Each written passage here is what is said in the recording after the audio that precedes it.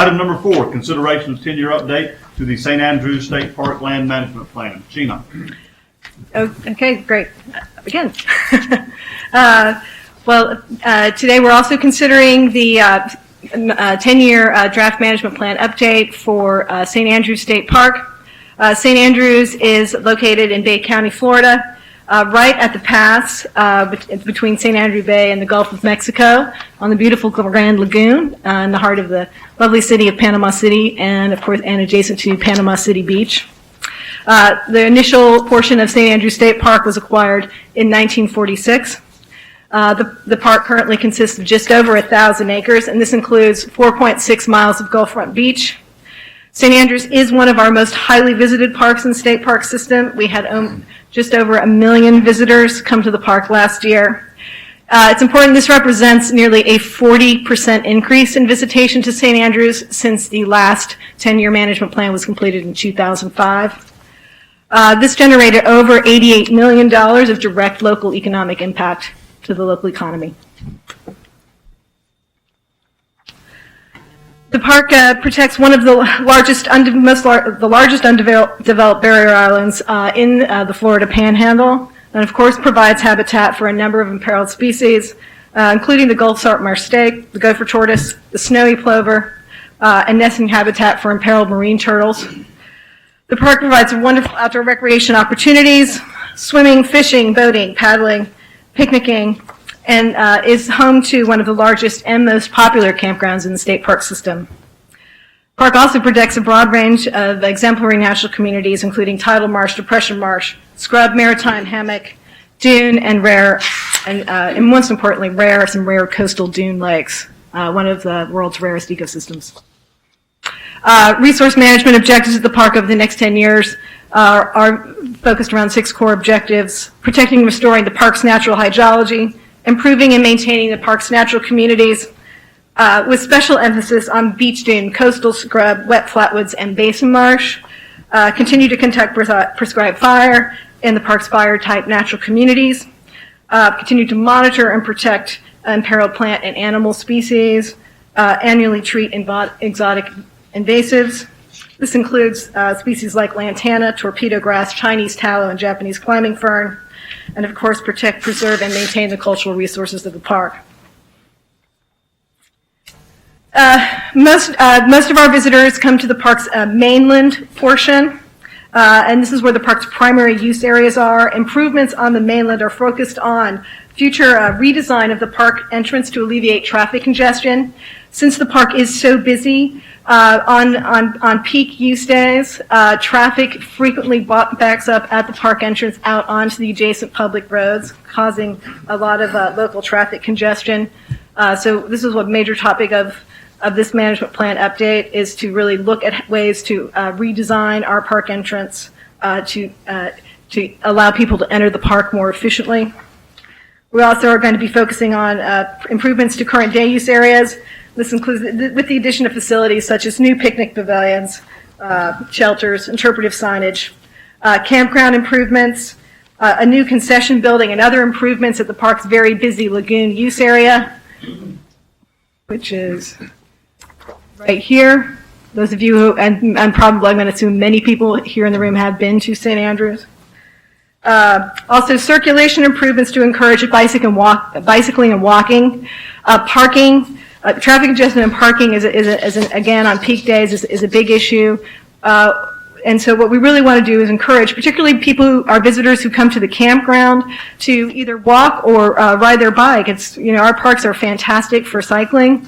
And to, instead of getting in their car to drive to the beach, they could hike or ride their bike, and we can save and be more efficient with our parking.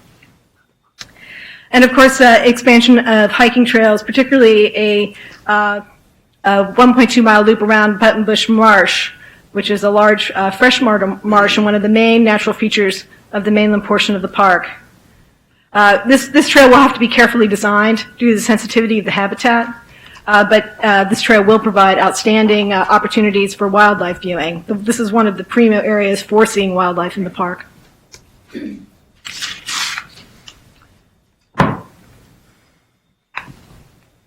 A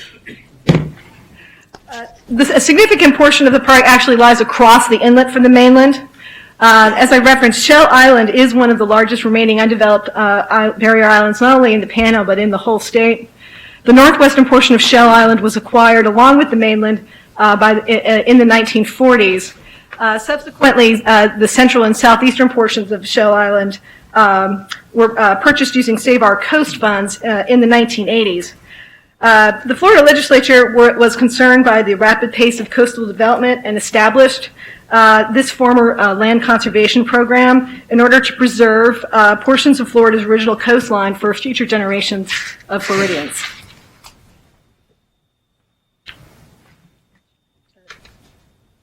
Okay.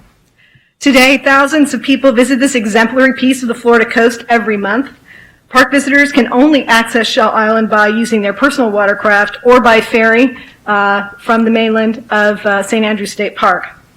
With so many visitors, we are concerned about universal access to the island's beach areas for persons with disabilities, interpretive signage, and the lack of restrooms. So the plan identifies the need for improved boardwalks and rec room facilities at two primary beach use areas serviced by the State Park Ferry. That is here and here, as well as interpretive signage and maps at all known use areas on Shell Island, which is, we have recreational use occurring throughout the park property. However, the need for the maps, bathrooms, and boardwalks is really not our primary planning challenge at Shell Island. I'll reference again this 40% increase in visitation, which is really quite staggering. It was evident that we really needed to take a close look at the island's resources and where and what types of recreation were occurring on the island. This effort identified a traditional pattern of recreational use on the island. There are two primary areas that support active and concentrated recreational use. Obviously, where we are bringing our concessionaire and the ferry service brings a concentration of park visitors here on the northwestern tip, as well as here in the central part of the park. And then this whole third area here is also very popular with local residents as a popular boating destination.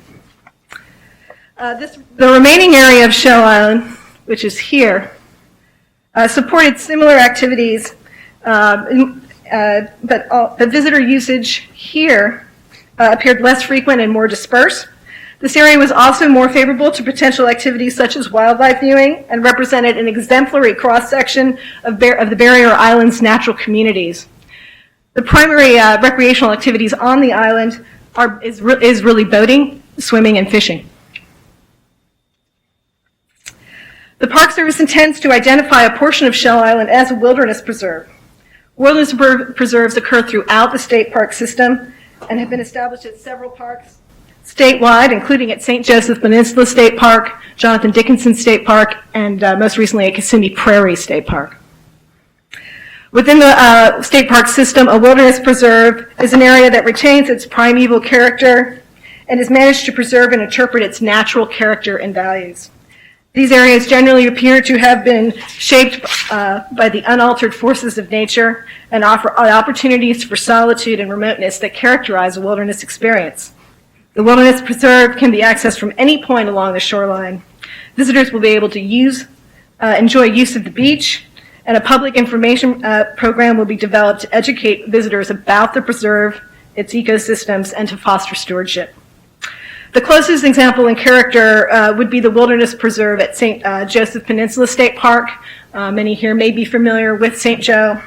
At St. Joe Park, people can hike in to the preserve from the park and access it by boat along the shoreline. I myself have done this many times. It's a wonderful, the St. Joe Peninsula is a wonderful place.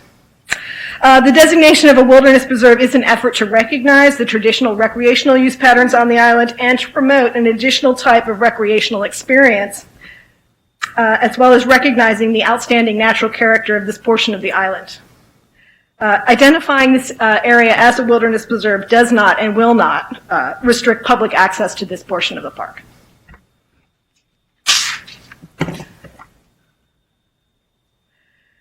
Heavy recreational use occurs in the southeastern portion of the park. In this area, park property is located within an old platted subdivision and contains scattered private lots as well as county-dedicated public right-of-way. This area is also attractive to nesting shorebirds such as the Wilson's plover, the snowy plover, and least terns, many of which are either federally endangered or state threatened. Given our stewardship responsibilities, it's not difficult to imagine the management complexity of this scenario. Over the last 10 years, the Florida Park Service has been regularly engaged with recreational user groups, state and federal wildlife agencies, conservation organizations, and our own staff due to increased interactions between recreational users, nesting shorebirds, concern over private property rights, and obviously the complicated overlap of ownership and management boundaries. One of the primary biggest management challenges at St. Andrew is shorebird conservation. Fledgling success is generally low on Shell Island. There are concerns that shorebirds are being pushed into suboptimal nesting and foraging areas due to this overlap of the high level of recreational use and the nesting activity that is occurring simultaneously in this portion of the park. Intensive monitoring and research is conducted by park staff in order to aid shorebird conservation efforts. Nesting habitat, brood rearing habitat, and winter roosting locations are all marked with post and rope following the guidelines established by FWC. DRP strongly supports a developmental approach to reducing the impact of recreational use on imperiled shorebird populations. We believe that significant improvement can be made by fostering greater awareness of the park's critical habitat and imperiled wildlife through interpretive programming and community outreach. The combination of these efforts can have effect, as evidenced by this photo, which is actually on Shell Island. And if you can see, here's one of our posts. This is the posting area for one of the nesting areas. You can see the heavy foot traffic here from all the recreational use, and then you notice that there's this clear demarcation.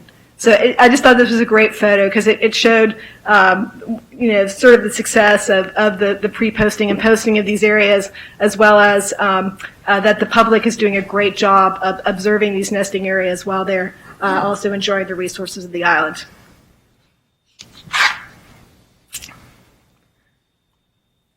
Since 1988, the Board of Trustees has granted management authority of certain submerged lands to the DRP under a management agreement. This is Management Agreement 68086, for the technical in the group.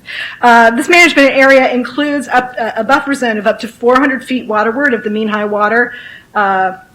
This agreement is intended to provide additional protection of park resources in nearshore areas and to provide the authority to manage activities that could adversely affect public recreational uses. This management authority does not extend the park boundary. So this is not actually part of the park boundary, and it does not extend park rules into the water. Management actions in this area are specified within the applicable management plan. And at St. Andrews, certain management activities are needed within this buffer zone up to 50 feet waterward of the mean high water line. So these activities are going to be limited to patrolling for removal of trash, litter, and other debris, public safety and emergency response activities, and monitoring natural and cultural resources. As I mentioned earlier, the park's nearshore areas are very popular destinations for the recreational boating community in this area. And during the planning process, the local boating community expressed strong concern over the possible breadth of this authority and that it may impact traditional recreational use in these areas. In order to address these concerns, we reduced this buffer zone to 50 feet and has specified only very limited management actions that I just referenced. So as described in this plan, this authority would not hinder or restrict regular public access to nearshore areas. Recreational boaters will be able to continue to use these areas just as they have for many, many years.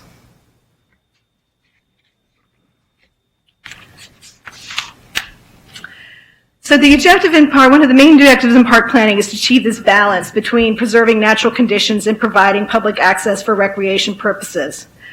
Anticipating heightened public interest in this management plan, we took extra steps to expand public participation for this management plan update.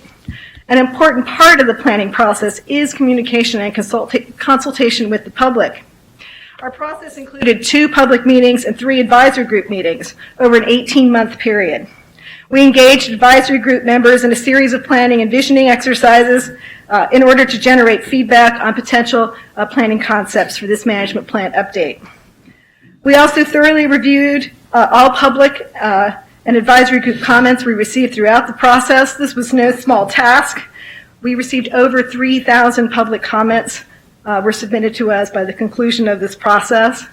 Balancing the large volume of comments, as well as other factors such as contradictory comments. And just to show you a glance at the life of a park planner, this is a quick paraphrase.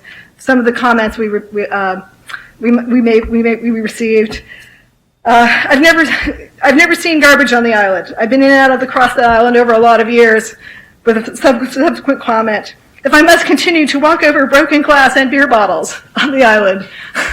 So we have to do our best to balance sometimes these contradictory comments, balance loud voices and soft voices, and carefully consider all of them in the light of the long-term management needs of the park.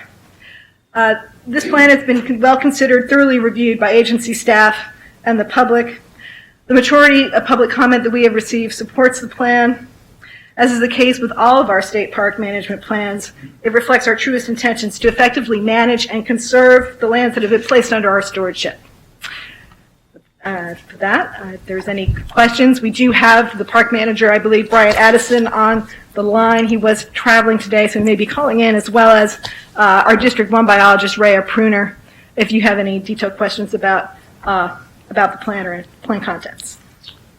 Any members of the council have any questions or comments? I know we have a large contingency of public comments, but we're going to get you guys first. I have a question. No. It has to do with this change in the 400 feet to the 50 feet.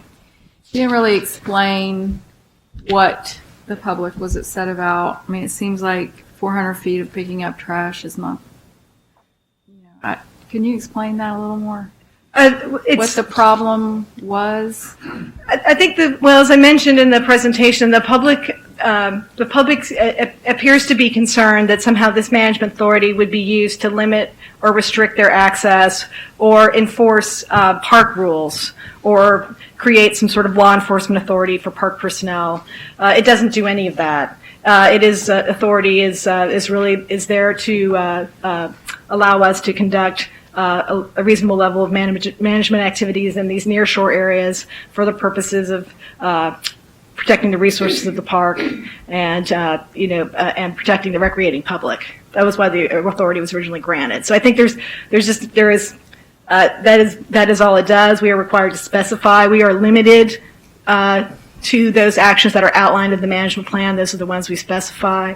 You're correct, 400 feet is a wide breadth of authority. We are allowed in the management plan through this process to establish what exactly within that zone we feel we need to, may need to conduct activities in. And our evaluation was 50 feet. And we felt like this would also help address some concerns.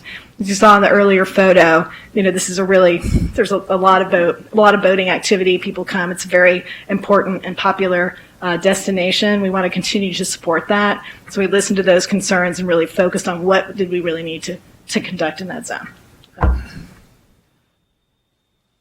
Okay, I'm just wondering what's going on out there that they're worried they're going to get caught.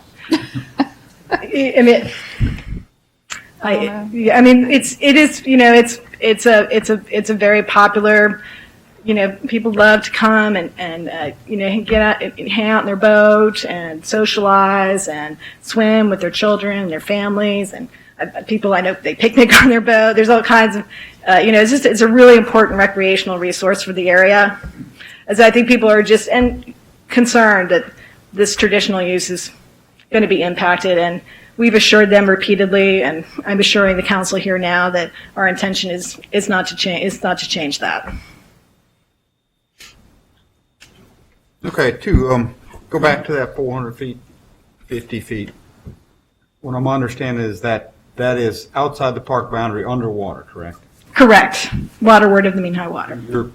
And your rules for your park boundaries do not apply to either the 40 or the 50. It stays the same, the only thing you did was reduce your management zone. From That's right. 40 to 50 feet. Yeah, that's right. We just reduced, so, because we really wanted to be clear, you know, because there has been, as I sort of referenced in the presentation, I mean, over the last 10 years, there's been a series of ongoing, you know, really working with recreational user groups, conservation organizations, our own staff, you know, understand, you know, our limited management actions in this zone, but it's not an automatic extension of park rules. And then your next 10 years, whether it was 400 feet 10 for the last 10 years and now 50 for the next 10, the plans are not to change what you're doing within either one of those, within that 50-foot zone, I guess I'd say.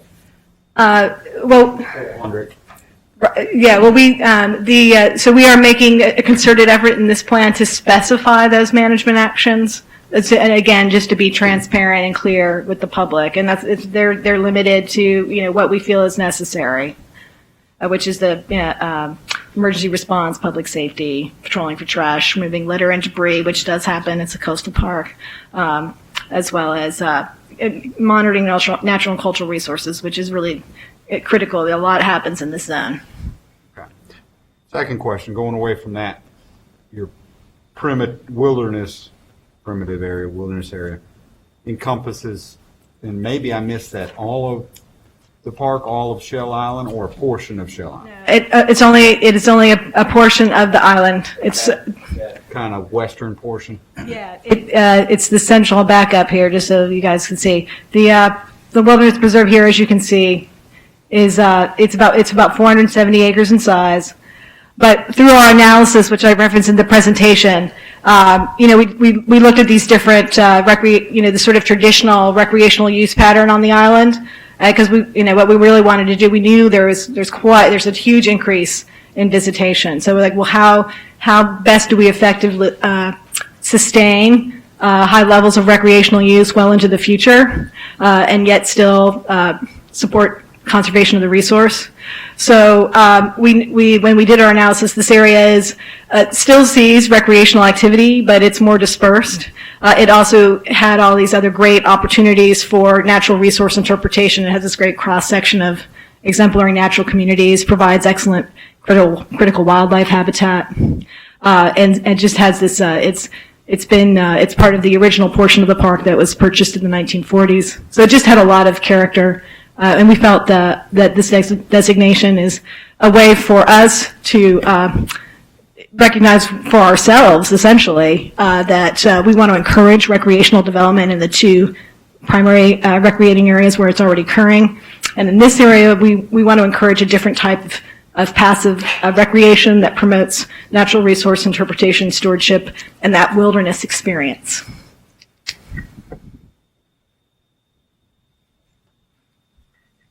Mr. Chairman, I have some comments, but I think I'll defer and wait and hear public comment. Okay.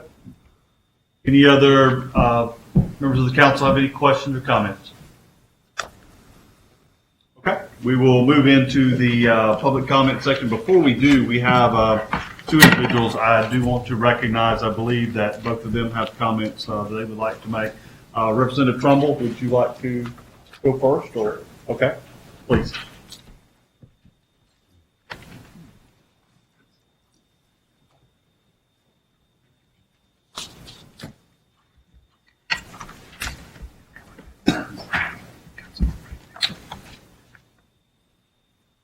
I'm usually on that side of the table, so do I need to go through name and address and everything? No, you're good. All right.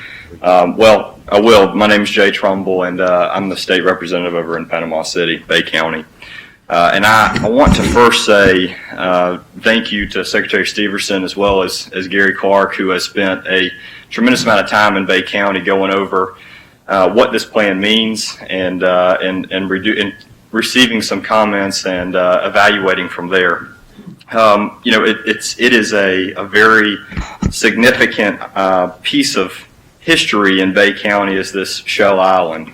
I can remember when my grandfather would take us out there, we'd go pompano fishing on one side. You can actually catch a bass in the middle where that wilderness preserve area is, and then you can go catch a trout on the other side. So it's a very family-friendly, exciting place for a lot of people who have utilized it for a long time. In fact, there was a place on the island called the Hurricane Club that my grandfather used to go to before Hurricane Opal took it. There's just a significant amount of history, and I think that's one thing that I've got a lot of constituents that are nervous about is that, Ms. Peppers, your question, what are they expecting to be caught doing, I think is a little bit misleading, because there have been issues in the past with the state park and the island that a few of the park rangers and others have been a little overreaching in some of their in some of their things, where people might have been walking on a dune, or there's some horror stories of helicopters coming down and people being arrested. So it's not necessarily we're nervous about getting caught doing something, because I feel that it's self-regulated extremely well. But we're just nervous that, or a lot of folks are nervous that there might be too much regulation placed on it. But what there are two large issues is the fact that there is this wilderness preserve that does encompass over 400 acres, as well as the out to 50 foot. And I know that it was addressed in the beginning, but we just want to make sure that none of the historical recreational opportunities that we have had in the past are hindered in any way. And I know that if this plan is approved today, I would hope that, Gary, you continue with your team to go and continue to educate the general public on what this plan does. Does it at all adversely affect in any way what folks have enjoyed for the last 60 plus 70 years? And so for that, I would just ask that you would tread lightly when we go through that process. Thank you. Thank you, Representative Trumbull. And I would just mention that we have made that commitment just for the council's benefit.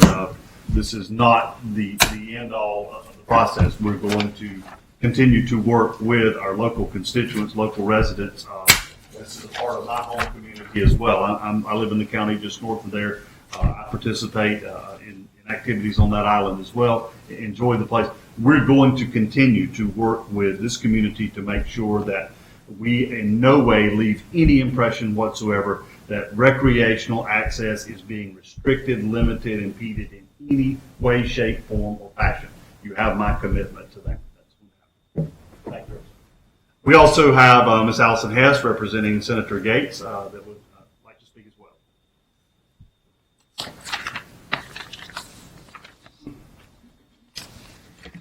Good morning. My name is Allison Hess. As legislative assistant to Senator Gates, I've had the opportunity to work with the constituents on issues relating to Bay County. Because Senator Gates was unable to attend this morning, he just asked that I come and read this statement on his behalf. Dear Chairman Clark, first, I must commend you, Secretary Steverson, and Andrew Ketchel for your continued and open dialogue regarding the St. Andrews State Park Unit Management Plan and the concerns of my constituents in Bay County. As this measure moves forward before you today, I implore you to keep the concerns of the citizens of Bay County in mind and continue open and transparent dialogue. Thank you. Thank you, Allison.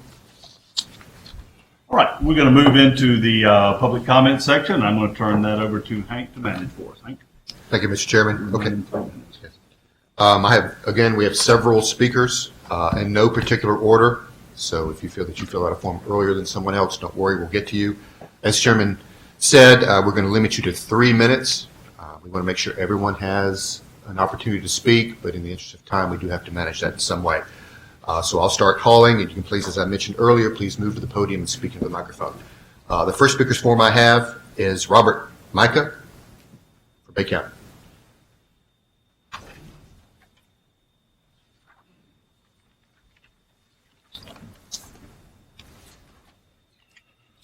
Good morning, Mr. Chairman, committee members. Let me first start by saying thank you for this opportunity to appear before you today. I'd also like to extend our thanks to the Secretary and Mr. Clark for coming and spending, allowing access here in Tallahassee to his office for us to sit down with him on this particular subject, and also to Mr. Clark coming and meeting individually with each of our elected officials and covering the ins and outs of this plan. Our ask today, from the county perspective, would be that you give us some additional time to work with both sides of the issue who have concerns regarding this plan. I think the primary issue that we're hearing from constituents revolves around the 50-foot zone. I think the important thing for me to point out and to kind of answer Ms. Pepper's question is, while there's currently a 400-foot zone, there is management authority, but there are no specifics laid out in the plan currently. So from our perspective, there's no authority, if you will, or jurisdiction in that area. There is nothing being enforced. So the major change is these three areas that you've heard talked about. So while the zone is collapsing from 400 to 50, there's the addition of these three specific areas. There's the history with the public of, as you heard mentioned earlier, overreach. It has occurred, creates a lot of consternation with the public. And so I think what we're hearing is the public would prefer some additional time to meet with park staff, to sit down and talk about how this will actually happen on the ground, how it will be implemented, so that there's a better understanding. We had a similar issue in the past year with Tyndall Air Force Base there, one of their security plans.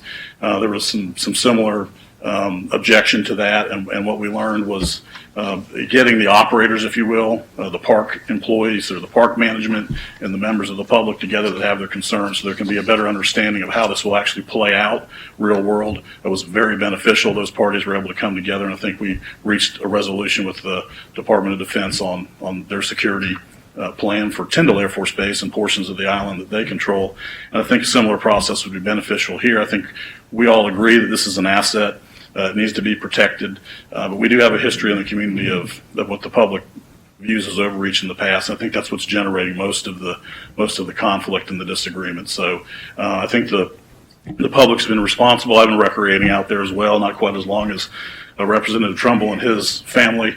I did note that in the presentation that was given, that is a very good picture of the sand and the exclusion area. What I noticed was missing is pictures of the post and rope exclusion areas that are out there, and those areas, in our opinion, have been arbitrarily moved over the years and adjusted without any public input or comment. And I think the public views that as being exclusionary and mission creep, if you will. And so we've had some conversations with Mr. Clark and his staff about what can be done to address that in the future. We think the post and sign and informative, interpretive type of approach is much better. It's more welcoming, and as you can see from those photographs, generally the public has respect for the resource and it's self-policing. So I think with some additional time and some more constructive communication between the operators on the ground and the public that has concern, and a better understanding of what actually will occur out there when these rules go into place might be beneficial and bring us to a place where there may be more acceptance. So that's all that I had this morning. Thank you. Next speaker's forum is from Greg Presser.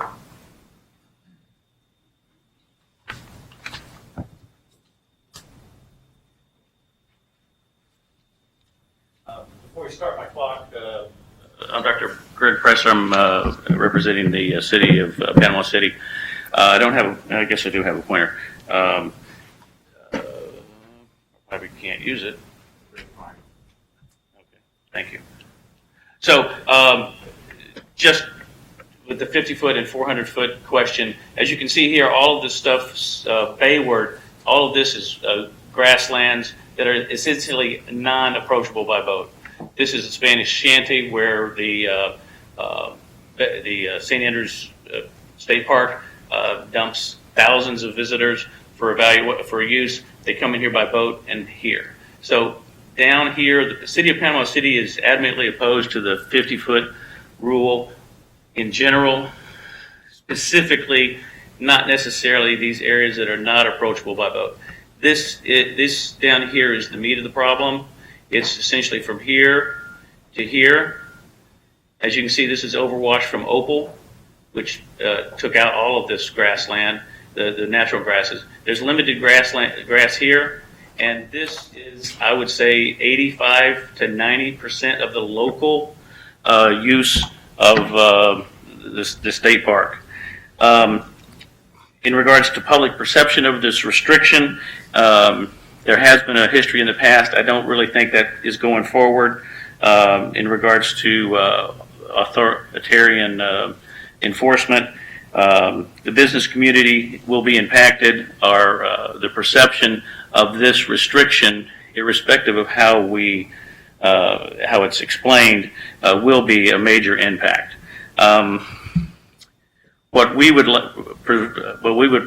prefer is a more of a balance, and we really don't have that with this plan. The 50-foot rule out is essentially they can close it off for public safety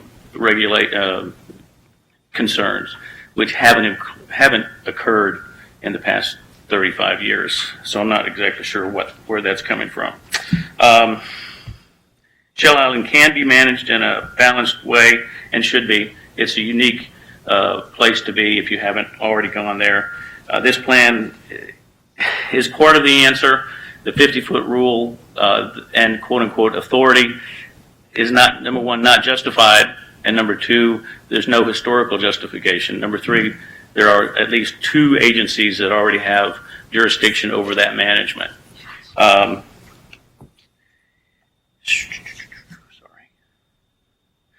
Closing access or threat of that is not a goal that the city of Panama City is interested in supporting. On behalf of the commissioners of City of Panama City, I requested the proposed authority out from wet sand out into the water either be better defined or withdrawn. Thank you. Thank you, Mr. President.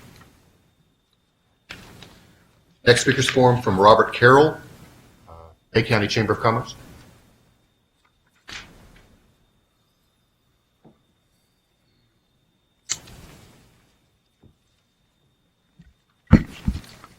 Good morning, council members and Chairman Clark. I am Robert Carroll. I am chairman of the board, Bay County Chamber of Commerce, also co-owner of McNeil Carroll Engineering in Panama City.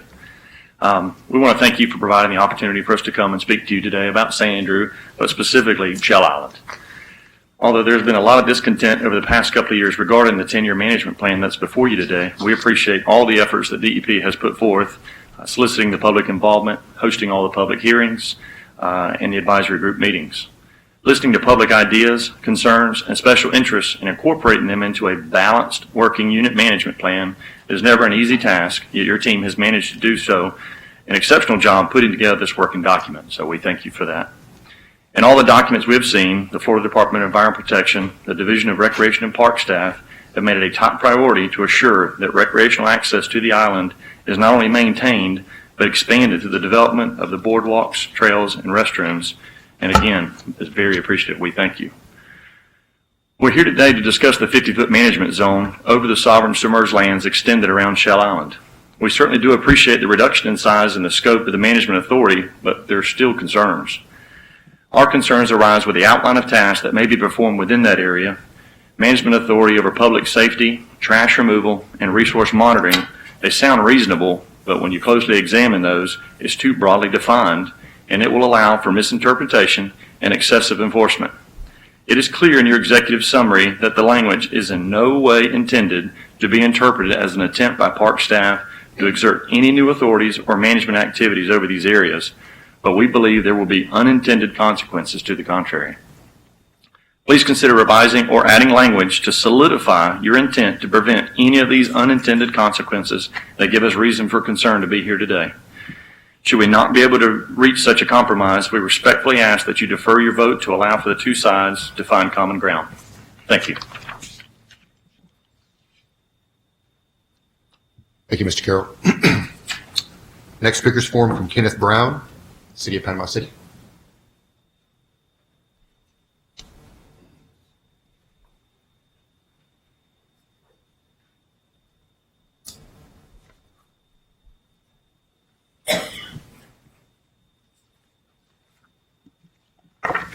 Good morning.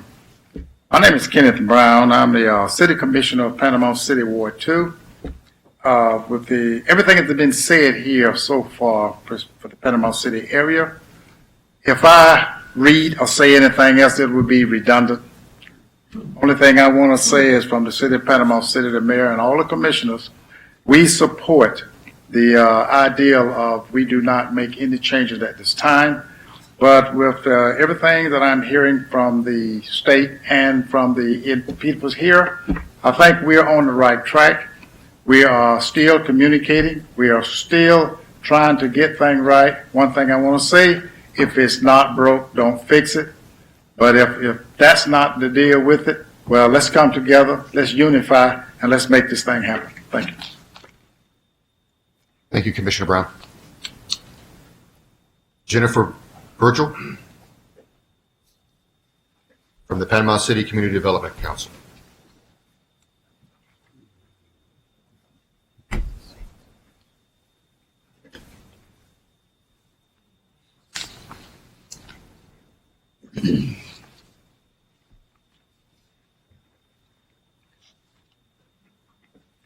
Good morning, Jennifer Vigil from the Panama City Community Development Council. We're the tourism agency for the City of Panama City, responsible for the administration of the bed tax. So my perspective is from the tourism perspective, and the potential restrictions or perceived restrictions imposed on the boaters and recreation by the 50-foot management zone will directly and negatively impact the local economy. As they mentioned throughout the presentation, Shell Island has a huge draw. The state park has a huge draw for our economy. Most boaters and visitors don't misuse the island, and there is concern of overreach. So our recommendation today is until a solution can be agreed upon by both parties to delay this vote so that we are certain that within the minds of the citizens and the tourists that visit Shell Island, that there won't be any perceived overreach, and that everyone's access to the island is maintained. Thank you. Thank you, Ms. Vigil. Next, we have John Dara, Friends of Shell Island. I have a few notes. However, I'm actually here for two purposes. Number one, I was thinking of putting on a wig, and first is I'm representing Stephanie Somerset, who is the founder of Shell Island, and then secondly, representation of myself as a local businessman and speaking for the St. Andrews Bay Yacht Club. So first, I'm not going to try and change my voice and pitch it for Stephanie, but Friends of Shell Island was incorporated to protect citizens' access while helping preserve its national resources. We would like to thank the DEP for inviting us onto the advisory group for the St. Andrews Park planning process. The western half of Shell Island is part of the park, is extremely important part of so many people's daily lives, and for many citizens a great impact on their livelihoods and their area's economy. They've been taking great care of this island for generations and will continue that legacy. Their concern is about unwanted, unnecessary restrictions on their access to the island. The extension of park management 50 feet into the water is a new regulation that is unnecessary, duplicative, could eliminate jobs, and impose unjustified costs on business and the community. We respectfully request that it be removed from the management plans. It impacts 11.2 miles of the some of Florida's most pristine, desirable bay and Gulf shoreline. The park staff has not identified any safety issues that aren't already being handled by the FWC, the U.S. Coast Guard, Bay County Sheriff's Office, Panama City Police Department, Panama City Beach Police Department, and the Bay County Fire and Rescue. And in fact, this authority would be duplicative of their responsibilities. Using this new authority, park management could arbitrarily restrict our access to the public's waterways at any time, unannounced, for virtually any reason and for any duration. We would also request the removal of the Wilderness Preserve designation impacting 470 acres of Shell Island and almost 4 miles of coastland popular with boaters. There's no justification for this designation. The DEP's policy manual memorandum number 6 defining a wilderness preserve restricts recreational and motorized boat usage within these areas. Once again, we offer our volunteers assistance in working with the state park to educate visitors on protecting the national resources and to work with the park in a cooperative manner in the planning and design of interpretive signs for the center section of Shell Island. We have the combined knowledge of thousands of local boaters who have grown up on the island and who can help with identifying ways to encourage good stewardship and its natural resources. We've been offering your state agency voluntary assistance and cooperation that will improve management of the state lands at no cost to the Florida taxpayers. So it is time to begin. Can someone from the DEP please contact us at your earliest convenience to begin this process together? We can be reached at 850-624-3219 or email at info@friendsofshellisland.org. That completes my Stephanie.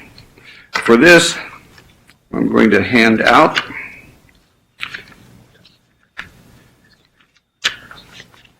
Mr. Dare, are you making additional comments? Because every speaker does have 3 minutes to get through them. We do, however, take written comments if you'd like to pass those out. All right, well, I'm passing those out, but that I was speaking as Stephanie. You want me to retire and come back to speak as John Dara and the Yacht Club? Go ahead, Mr. You can speak. Thank you.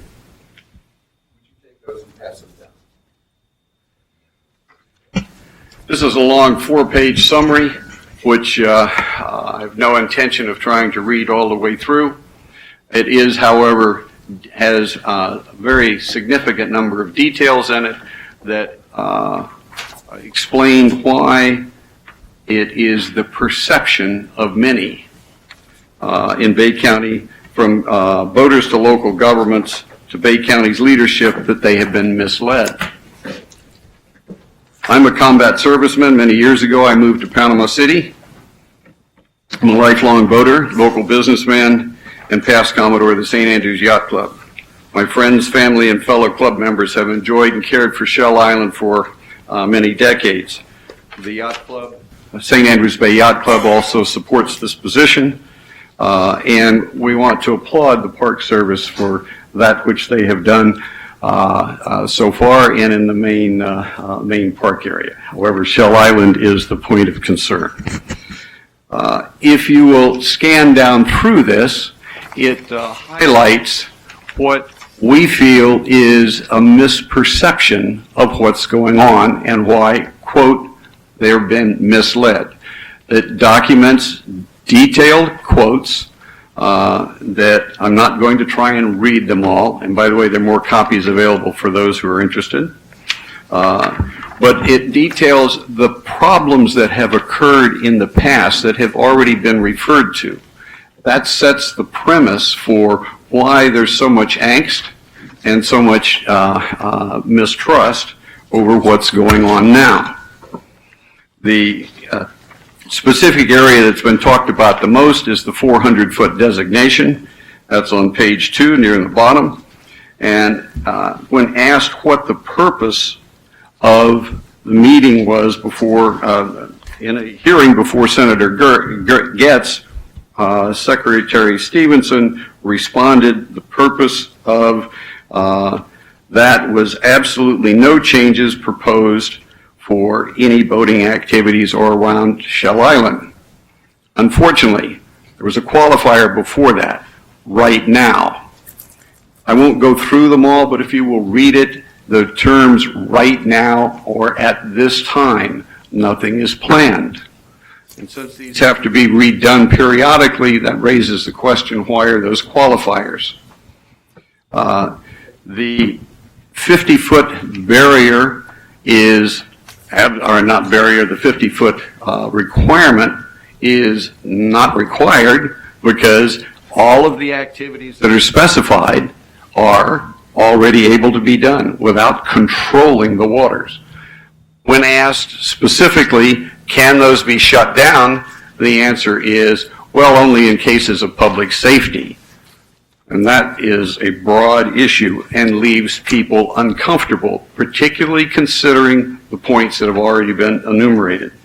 So, in conclusion, I'd like to say One doesn't have to have those. It's not a necessary requirement, and we have the suggestions on the final page. Please do not interact or act this until you've had time to work with the voters. Thank you.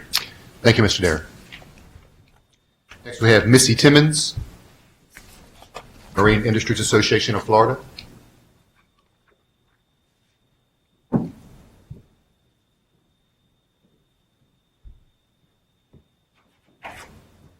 Thank you very much for this opportunity to speak today and for everyone for coming out on Friday. Today is a first for me. In over 15 years, I did put on my card, I am a registered lobbyist for the Marine Industries Association of Florida. But more importantly, I'm a native of Bay County who grew up going to Shell Island. And the passion that I've had over the last 15 years in the state of Florida to protect public access to our waters is deeply seated in my childhood in Shell Island and my family history there. Much like Representative Trumbull, I'm a generational Shell Island user. My mother has been there since the 1950s. We utilized it as a family, and my brother is currently utilizing it with his family today. So when we talk about Shell Island and those of us who utilize it often, it is a family-based island, and we pride ourselves in that. I want to drive down to the details. You've heard a lot of the 10,000-foot overview, so I'm going to put my boating hat on now, because this is something, obviously, that I've had to deal with for 15 years. So when you hear about the 50 feet, and you hear about the Wilderness Preserve, there are concerns in the community, and not just from the 10,000-foot level, and I specifically want to go through some documentation. And first, I want to thank the department, and I want to thank Secretary, Mr. Clark. I appreciate your opportunity in working with us, and we want to continue to work with you to fix some of the issues that we believe need to be clearly defined and specified to take away some of these concerns. So if you'll bear with me briefly, I'm just going to go through and give you some of the drill down on the 50 feet in the Wilderness Preserve. And I'm going to base this off your executive summary. I have read the 100-page document, but if you have the executive summary in front of you, I'm just going to go through a couple of the things. On page 1 in the second paragraph, it states, first and foremost, this plan was developed to assure that recreational access to the island remain a top priority. We appreciate that. We'd also like to know what that recreational access will be. And the reason I point that out, I'll continue to go down. In the third paragraph, it states or implies, will not close off any portion of Shell Island or lead to development or enforcement of any new regulation intended to limit historic public access and recreation. Specifically elaborate on public access and recreation. Does this public access include motorized vessels? The reason I bring this clarification before you, believe it or not, the policy manual, memorandum number 6 for wilderness preserves clearly states a wilderness preserve should exhibit a truly high-quality wilderness character, thereby assuring their continued existence with a high level of integrity, allowing wild, more questionable lands to serve other public purposes. So our question is, what is to serve other purposes, and could this be limited in the future? Will this impact the historic access?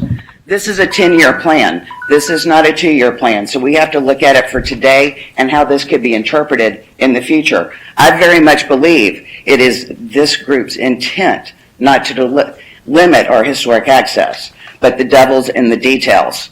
I get to that because the same document, which by the way was written in 1974, also states in black and white under management that motorized vehicles and motorized boats are normally permitted for control purposes only. Ms. Timmons, that's time. Okay, I didn't even get to 50 feet. I'll be happy to set my comments in writing. Thank you. Thank you, Ms. Timmons. Next, we have... Thank you. Next, we have Julie Raithmel, Florida Audubon.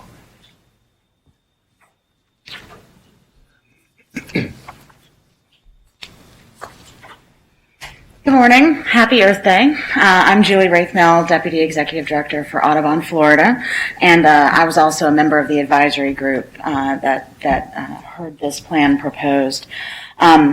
As you've heard, there are a lot of improvements in the plan, everything from considering the use of a tram to relieve the overcrowding on the mainland side of the park.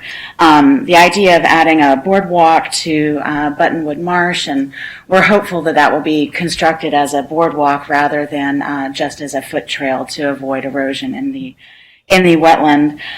It also looks to address the issues with the lack of bathrooms on Shell Island, which I think is an important point. I know the advisory group was very concerned about how those bathrooms would be managed and maintained because of the lack of capacity that the park staff have to really engage on the island with frequency. And so we really encourage the Park Service to write into the contract with their concessionaires for the boat service that conveys visitors to the island to make the maintenance of those bathrooms part of their concession as well, so that staff don't have to make special trips out there several times a day just to maintain those resources. I will commend the Park Service for having been very transparent in these public meetings and also with the advisory group. They've been very clear that the wilderness area that they are proposing to designate would not limit recreational access. They've said that foot traffic will be allowed. They've said that boating adjacent to it will be allowed. And in fact, I think at the advisory group meeting, the statement was made that the real restriction that it will create is the construction of future infrastructure in that area. So we were kind of joking that the wilderness area protects the park from the Park Service. So the reality is that's a reasonable thing to do out there because that area needs to burn with some regularity. Why would you put infrastructure in there just to burn it up? And also, it's a very dynamic barrier island, as you've seen, and so there's a great opportunity to lose those resources. With regard to the shorebird issues out there, you have heard that this is an important place for snowy plovers. It is. The fledge rates out there are abysmal. Some of that is predation, some of that is disturbance. And the Park Service and Audubon Works with them have been doing a good job of trying to post that habitat. And it really is a challenge because these birds are cryptic, they're hard for the public to see. And so there can be that challenge of posting an area and general public not recognizing that there are birds nesting in it because they're so well camouflaged. We really think that the educational signage that the Park Service is proposing to install is a good step, and we think that they've been very transparent and well-spoken in the development of this plan. With regard to the 50-foot buffer, I think that they also were very clear about the lack of the protections that would convey, and we urge you to pass this plan. It's a very modest plan, largely a continuation of existing management. Thank you. Ron Hauser.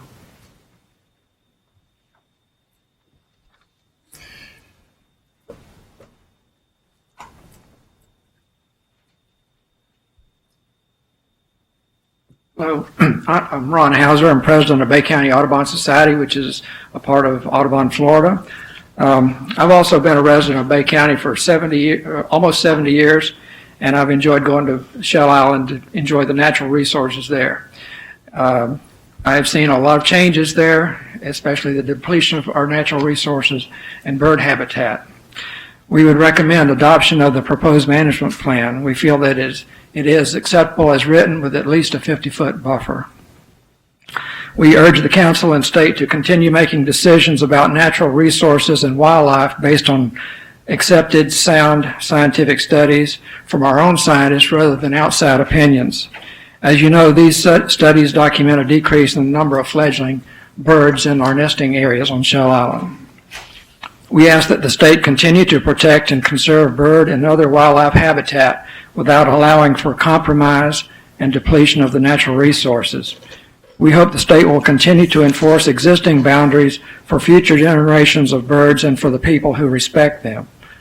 There have been some comments, at least one comment even by our own mayor, that if the balance of between natural resources and people is to be tipped, it should be tipped towards people.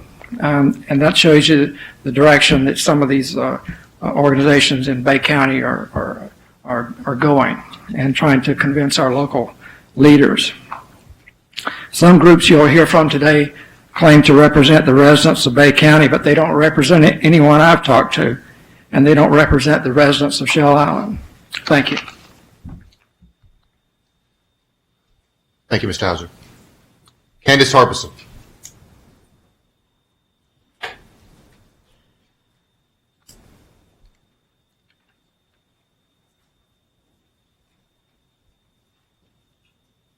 Candace Harbison, Panama City. I was a member of the advisory committee representing the Bay County Conservancy, and I'm a member of the Bay County Audubon Society. One thing that nobody's mentioned, they've talked about overreaching in the past. Well, what people are upset about, there was a probably overzealous attempt several years ago to enforce park rules out into that 400-foot zone. And people were cited for having alcohol. They could get a citation for sitting on your boat and having an open beer or drinking beer on the beach. That got people really upset.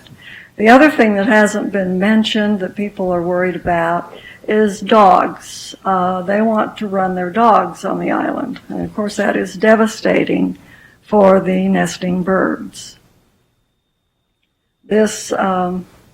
So if those issues could be worked out, I think a lot of the opposition would diminish. Even dogs on leashes, however, are simply not acceptable around nesting areas because the birds don't know the dogs are on a leash. The birds see what they perceive as a predator, they abandon the nest, and the chicks and the eggs die.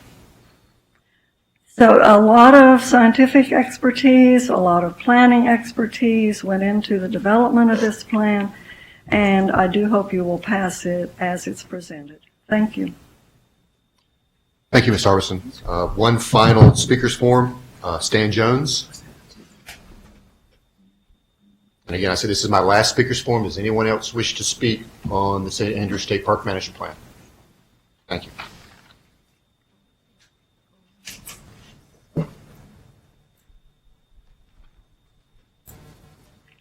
Hello, I'm Stan Jones. I want to start off and just say thank you, how much my family and I appreciate the state parks that we have. I'm actually spending this weekend at Topsail. I'm also the president of the Marine Industries Association of Northwest Florida, and I represent the boaters, marinas, boat sales, and supporting businesses for our marine industry. We are against any further regulations that restrict access, whether real or perceived, for the Shell Island area. Shell Island is huge for the marine industry in Bay County. It's a jewel that many other areas don't have. And to limit that access would take away our jewel and would definitely harm our industry greatly. I also am the marina director for the city of Panama City, and I oversee the 2 municipal marinas. And so this hits it, definitely close to home, and talking with our customers and the businesses that rely on the services we offer. Everybody is very much against that 50-foot restricted access. And we definitely would appreciate you delay the vote until a compromise can be met. Thank you.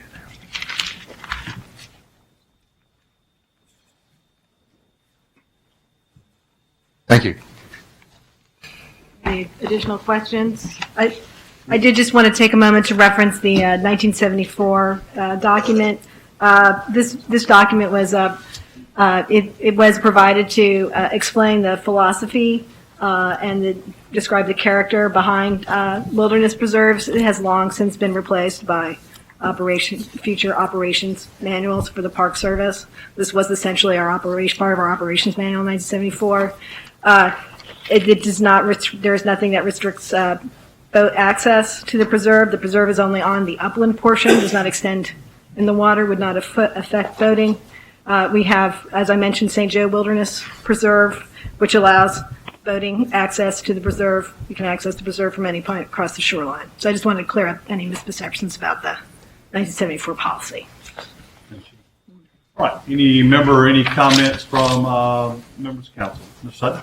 Mr. Chairman, just to trying to make some connections. First of all, I'd heard some of these same concerns, and I've thoroughly reviewed this management plan, and I commend DEP for providing clarity in the revised executive summary.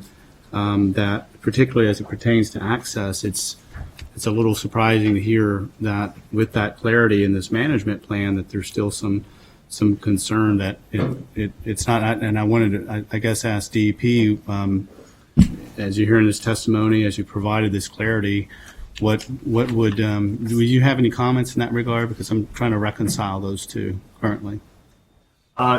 Yeah, I would say that one of the things that we have tried to do is to give every assurance possible.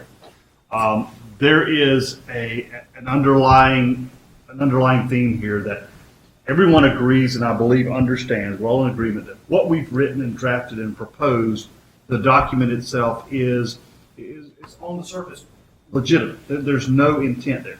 The concern is what could happen in the future. The next generation of park leadership, some park ranger in the future that could come in and say, well, I don't think it means that. I think it actually means this, and we're shutting it down, or we're doing this. What would I tell you? Yes, that could happen. There's no way I could stand here today and tell you that that's impossible. That would never happen. Someone could come in, interpret it differently, and do something different. There's no way that I think that we can address any of those concerns. I do feel that we do not have an option when it comes to stating what the specific things that we want to do. In the last plan, I believe the 2004 plan, there were no specifics given under the management authority. And basically what we said was, what staff said at the time was, because there was no specific authority, we just haven't done anything. We haven't exercised any authority. We are required to state whether we plan to lease the land or whether we're going to manage it from a management authority perspective. So we've done that, and we did this time specify only those activities. And this came as a result of us meeting with this public, discussing, going through this, and our consensus was, okay, we understand, we get it, that's a big reach, 400 feet, we don't need it. Let me get it down to what I think is the least that we need to effectively manage the park. And I do think that the biggest thing for us is public safety. Being able to control an area where you had recreational boaters even tied up or parked, whatever, and you had someone that was conducting some activity that was inappropriate. If you had kids swimming in an area and a jet skier came and started riding through the area, the park manager needs the authority to be able to ask that person to leave, to move, to go somewhere else and do this. Now, do we have any enforcement authority? Actually, no. That's FWC's responsibility, and that's where, but we can always encourage and insist that these people get out of this area. Well, then we would in turn call FWC to come in and actually enforce the rule for us. Thank you, Mr. Chairman. And if I may continue, and I look into fellow members, we've seen a lot of management plans come forward, and this is the one that I think, at least I've been here in 5 years, I've heard the most come up and speak towards. So again, having reviewed it and talked to our biologists, there's without a doubt, there's a very important ecological system out here, and without a doubt, a lot of recreational use. And I can speak on our agency's behalf. We often implement or have begun implementing some critical wildlife areas that try to manage that recreational access and those important resources, and it's never easy. And so I do have a bit of concern that we have still some stakeholders that don't actually seem like there's a level of distrust that's going on, and that's concerning. So in regards to that, I know that I've spoke with the Park Service, and not Mr. Clark, but and also our law enforcement. And so, it's my position to support the plan, but with also the same commitment that I hear from parks, and that is to try to build a culture of trust and cooperation through, being ambassadors in the area with the recreationists, and not some of what's alleged in the letters and some of the strong arm that I hear. So that's the best interpretation I can make from what I've read and what I've heard in testimony today. And I would also add, these management plans, I guess it's procedural. There is amendment procedures, right? If we found that what we're saying is entrusting, DEP and FWC, if we're finding out that it's exasperating the situation we're hearing today, it's possible we could come back and revisit, is it not? Okay. So as a state agency and my relationship with DEP, there's no reason I can't believe that they mean what they say, because as I understand, our Park Service has won a number of awards. So it's with this clarity that the access isn't being affected, because that's a constituency this agency deals, and protection of those natural resources. I'm going to vote in support of this. Any other comments from council? Mr. Jack? Comment. I mean, the underlying theme here is basically distrust. I think y'all are so close to being in coordination on this. I mean, with a little bit of trust, I think you're there. There doesn't appear to be any intention, in my view, of DEP going beyond. I'm sure there's always going to be overreaching of enforcement, and that's human nature, and you're going to have people doing that, and that's probably never going to be solved. But y'all are so close to a consensus on this, and we have an agency that we all do appreciate their effort, and every one of you said thank you for the advisory council and the effort you've put into it. And I think that to basically go forward with mistrust and think there's some underlying intention to abuse the public's access to the property, to the island, I don't see it. I think you need to move forward together. And just one last comment from the forestry, and I agree with Jack and with Eric. The issue is, I think, more in talking with DRP and our staff and your staff. I think everything here is what the voters want too, but I think there is mistrust out there, and I would like to ask if we move this plan forward, is a commitment from DEP and DRP to work with the public and to come up with some cooperative acceptance of what's going to happen within that 50-foot zone and make people comfortable. I think this is the whole issue here is not so much that you're writing something that today they can't accept. It's like you said, what happens down the road. And I think that I think it's key, Donald, that you're working with the people of St. Andrews to make them very comfortable of how the two of you work together on that very fine piece of property. Thank you, Mr. Carls. And I would add, again, I think I may have stated it already, but there is a 100% commitment from DEP and DRP staff to continue to work on this. This is not over. This is not being put on the shelf tomorrow. Something that we're going to be actively involved in for the foreseeable future until we have a resolution that everyone is comfortable with. I assure you of that. Ms. Ella? I just wanted to say a few words also. I think that, well, obviously this has been a very heated subject, and I haven't really heard much about it till today. But it sounds, just from my view, that that maybe there was some overreaching in the past. However, that should not prohibit, in my opinion, that should not prohibit moving forward from here. And obviously, some of the folks say that there's a restriction on this, restrictions in these 50-foot areas, but that's not really the way it's written in this plan. I think the key would be to educate the park staff thoroughly and repeatedly, but also the public needs to recognize that running your dogs on the beach, climbing on dunes, spreading trash around is not an appropriate use of this property. And they also need to come forward and recognize that and respect those rules. There are rules. And especially the birds. And someone mentioned that, roped off areas moved around. Well, birds can't read. They don't know that they have to go land in this particular spot to have their babies. So those areas may move, and that's not overreaching. That's not necessarily overreaching by the park. That's protecting the natural resources, which is one of the primary objectives of the management plan. So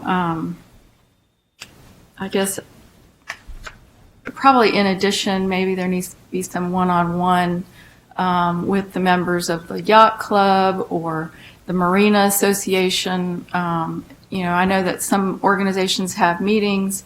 They could invite members from the park the park staff to come and educate their members and reassure them of the rules, and so everybody's on the same page. That's Any other comments? Before I call for a motion, I wanted to just add one comment to that as well. This may seem to have been at least a controversial issue, but I've been working in public interaction for the last 30 years, and I want to say to the group, the delegates from Bay County, I've never worked with a more professional group of folks that had the highest amount of integrity that you guys have had. It's been an absolute, we haven't agreed, especially Mr. Bob. Appreciate the work with the county. We had a lot of meetings, a lot of discussions. Everyone on both sides have handled themselves with absolute integrity and honesty, and it has been a pleasure to work with this group. We're going to continue to move forward, and I just wanted to put that on the record that it may have seemed controversial at some point in time, but it's really been a good process. All right, I'll entertain a motion. Procedural question, if you can, I'm sorry. Could they also allow the plan to go forward and carve out the 50-foot until future discussion, or you want to put it in now and then try to work it back? That would be the discretion of the board, but the plan is presented as one plan. I'll entertain a motion. I'll make a motion to approve the management plan. Do I have a second? I'll second. Motion and a second. Is there any discussion? On the motion, all in favor say aye. Aye. Opposed? Motion carries. Thank you. We're going to take a 5-minute recess and